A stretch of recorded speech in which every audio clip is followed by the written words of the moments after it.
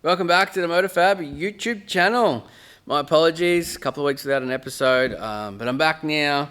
I've been really busy with the business and getting orders out and stuff like that. It's a very challenging time with material shortages and logistics problems on all these COVID restrictions. Really, they do take their toll on things, but it's been an exciting time actually. You learn a lot, and it's a time when you really got to adapt in business, I think, and do things a little differently to what we're all probably used to. So yeah, I always like a challenge, and yeah, it's been hard work, and I'm enjoying it. So yeah, but I was a little bit unorganised, and I didn't get to work on the Monaro at all. But I'm back into it now. Don't worry. And there's some other exciting stuff. There's a couple of pallets of what do we got here? A couple of pallets of various bits and pieces. But in those pallets, these bad boys here. These are the new KTG pedals that everyone's been asking me about. So keep holding your horses, keep being patient. They will be up for sale on the website very, very soon. I can't tell you what day and I can't tell you how much just yet, but just be patient. All will be revealed. See the Monaro, you're going to see that this episode. I'm back into it and it's so close. Just been working on the oil pan. Got a tiny little thing. I've got to split one of the runners on the headers because I can't get it in and out. I put a V-band on it. Pretty sure we covered that. The motors all together.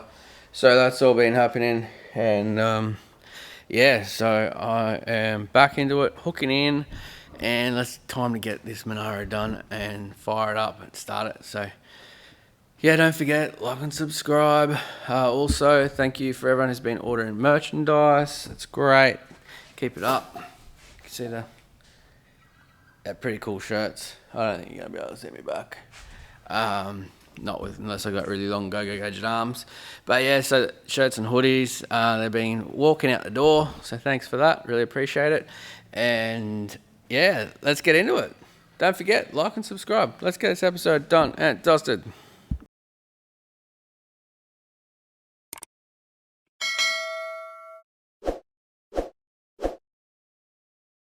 Look at that glorious powder coat.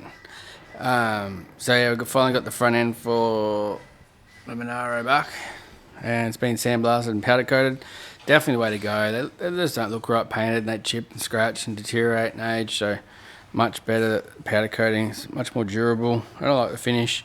Also a front end kit, which we're going to install now, and I'm not sure exactly the date. I'm a bit backlogged with getting new products up on the website. So, yeah, don't ask the question just yet, but sooner or later you will see the front end rebuild kits go up on the website. We'll be selling all of the stuff. Now, as I told you guys earlier, so many guys bring these cars into us and they put rubber in there because they heard that nylethane, urethane and all that sort of stuff is crap and deteriorates and squeaks and all that. This purple stuff that we get from Super Pro, it's brilliant. It's like I said, I've had this exact same stuff in the Ute in Bumping for 5 years now. Still brand new, same as the day it went in there. Doesn't squeak, performs so much better than rubber. Every car we've seen with the rubber bushing, the rubber deteriorates quite quickly because the rubber that you get these days is not like the rubber of yesteryear, nowhere near the quality. So yeah. Everyone tells me, use rubber, don't use rubber, use this stuff. We'll have it on the website very soon. You'll be able to buy it all off us. I don't know about pricing, I don't know when yet. I'm pretty busy, but I will get there. Also, we've got new, all the ball joints for steering at the front and the ball joints for the suspension. New drag link bit there. So yeah, we'll put them all together and get it ready to go back to the Monaro, and then we can put the engine in. Exciting times. Righto, so we're finally back in to make some progress on the Monaro. And here we go, we got the front end. I've got to put the spring and shock in, which I'll go through. Not enough for today, it's getting dark, it's hard to see anyway. So I'll go a bit slower. The powder coat is definitely a must do. So much nicer to work on, easy to clean.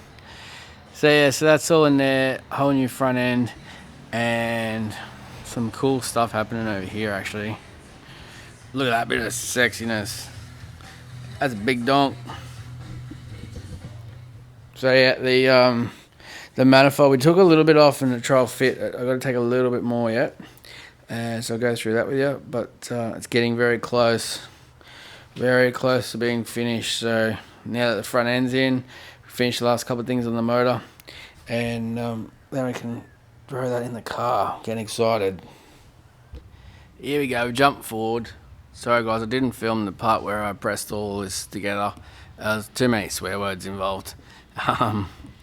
There's a few challenging parts assembling those, but and I've been a bit all over the shop at the moment. It's been really busy, so I'm sort of trying to do a little bit of this here and there as I get time. So the front end's all in, all powder coated. The springs, normally we use a lowered spring. We use a lower but stiffer spring.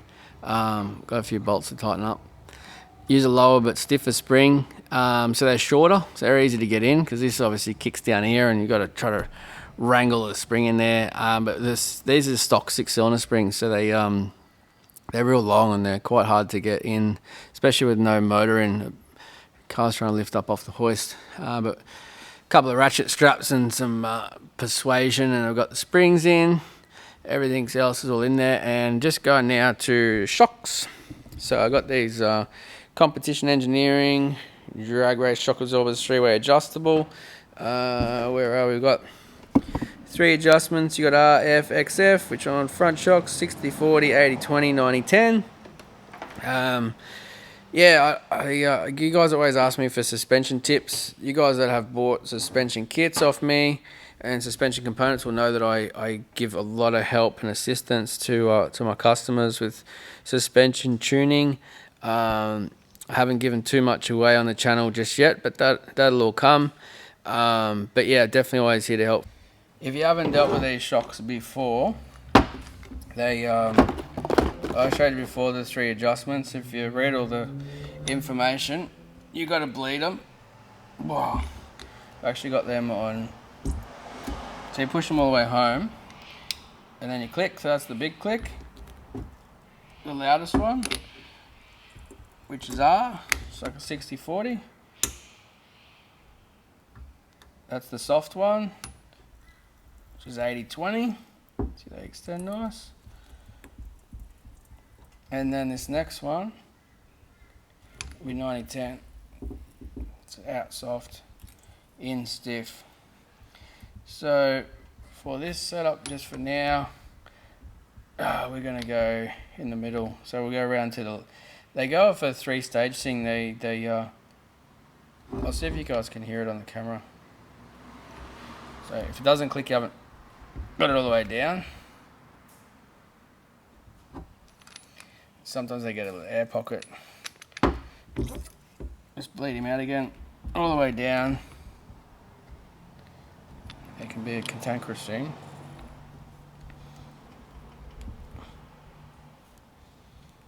They only adjust clockwise. There we go.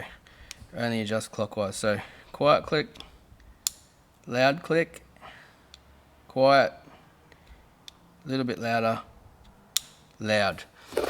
As you go back to your instructions, the loud click is soft click is F. Regular settings followed by softer click settings, and then the final click will be the XF, extra firm setting. So pronounce, so loudest is R, 60-40. That's a soft one there. Soft one, R. So you go from R to F to XF. So we're going to go one more click. We'll go right around again. Soft, soft, loud, soft. So that's where we just lost the camera. That should be in the middle somewhere. 80-20, that's F. There you go. So we're just over here putting all new ball joints, idler arm. These ones are actually pretty good. Bit of pain to get in. Oh no, they just screw out there easy, but yeah, might put those in as well. Do them all while we're here. See what that one's. Yeah, it's probably needs replacing. So I got yeah, just put new joints. I haven't stripped the list back and powder coat it because honestly I think I'll end up putting a rack in the car anyway. So I've just bought all the bits and pieces, all the parts to replace all the bits that matter. So we'll replace those and get all the ball joints and stuff in, and then away we go. Righto, so shocks are in, all new bolts were required, got the steering in, all my new ball joints and stuff, except for that one, I don't have that one. Might have to change that later. So, for those of you wondering why, yes, I left this old and dirty, so there's the steering box. I intend to put a rack in this car later on, so I'm not going to spend money powder coating or even cleaning up and painting these arms. It's temporary, so to speak. So as long as the safety requirements are addressed, I don't care about the looks of this because it's not going to stay in there forever. But yeah, everything's safe and secure. And shocks are in, so just greased up my wheel bearings and put my rotors on, my rebuilt calipers and new pads, and then that's the front wrapped up. Steering, stopping and suspending, and then we'll focus on, just got a little bit to finish off on that oil pan and the pickup, and then I've got to put a couple of V-bands in those headers. The pipes are a bit tricky to get in and out, and then I can put everything back in the car, so I'm going to be excited about that. Righto, so brakes are on, right hands in. So I'm actually reusing the standard HQ rotors. I've had a fair few of them machined over the years, and the guy that I get to machine them, he's been doing it for 30 or 40 years or plus or something like that, and he said that original HQ rotor is actually one of the hardest rotors that he's ever dealt with. He says very rare to machine them past their machinable tolerance and throw them in the bin. He said they're so hard, and the aftermarket replacement ones you get are a lot softer, so they're there. I already had them, so I just use them, and they're good quality. So old steel. The calipers obviously been rebuilt, so they're going to work good. I need to spell another little myth here. Good at that. For some reason, across several places on the internet, you will find a lot of information saying that you can't use the KTG stub axle with the HQ style brake. Well, there you go, I've just done it. That's the original stub axle out of this vehicle. I haven't changed stub axle at all, I haven't changed steering arm, everything's still original. I've just changed calipers and rotors, and it bolts straight up. So yeah, I don't see a problem there at all. I don't know why there's several places along the internet that say that you do need to change them. I've never changed them before, so there you go. You can change the brakes quite easily. If I was, if I wasn't building this car as a junkyard budget thing, I would have put a wheelwood kit on it. I already had this brake set up I bought. I used to buy them up, a few years ago. Whenever I'd see them come up for sale, I'd buy them. I had heaps for a while there. Used to pay about $150 for a set of rotors and a set of calipers. Now I think you pay around $500 or $600 plus, and then by the time you machine your rotors up, rebuild your calipers, new bolts, washers, time to clean it all down, you're starting to get up there in price. When a wheelwood kit for the front is like $1,200 and something bucks, and they look a lot better, and they're all billet and they work better. So yeah, unless you've already got a set of calipers and rotors, or you can get a set cheap, I'd just go with a wheelwood replacement setup. So that's for brakes. That's the brake setup done. Other than the brake lines, obviously we've got our Commodore rotors and calipers on the back there, and yeah, just got to get through the lines now. So you'll be surprised the brakes will work amazingly well in this car. It's a combo I've used many times before, as I've said many times on the channel. So look out, we'll show you all that once it's driving. But now I've got to get something in here to make it drive. So let's do it. So I'm just finishing off the last little bit of the pickup now, because where the pickup wraps around out of the oil pump down into the pan, and if you remember rightly, we've got the steering goes really close, so it's very thin. So I've had to cut the pickup down to fit in the pan, Just got to do that again on this side, weld her up, and then I should have just got another pickup with a little box on it, but instead of a big wide one like that, but I didn't, and it's a long weekend here. I've run out of time, so yeah, to get the pickup to fit in there, I've got to dock the sides of it off. Obviously the oil pump goes there, that's what that little relief's for, and then the pickup actually comes out, that section's actually raised and wraps around and then down into here. So it's been an absolute nightmare trying to work with this factory steering arrangement. I never should have done it, but as I said earlier, you'll later, wherever you get it in the video, I've just left. I haven't powder coated or painted it. I've put new ball joints on where required to make it safe, but that's all going to come out. It made the pipes a nightmare. It made the sump a nightmare. It was a silly thing for me to do because I've always, as I did on that one, I've always put racks in these cars and tried to do it in a hurry for this one and leave the standard steering box in it. It just makes everything a nightmare. So I learned my lesson. From now on, I'll just put a rack in. But yeah, so there we go. We'll get this pickup finished off, and then we'll, yeah, that's it. Like I said, the little V-band on the pipes, and then everything can go back in the car at long last.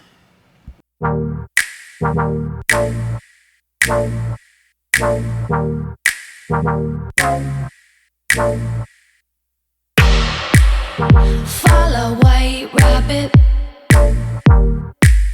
I'm taking potions, call me Alice. Watch me grow taller. Yeah, rabbit's watches in his pocket.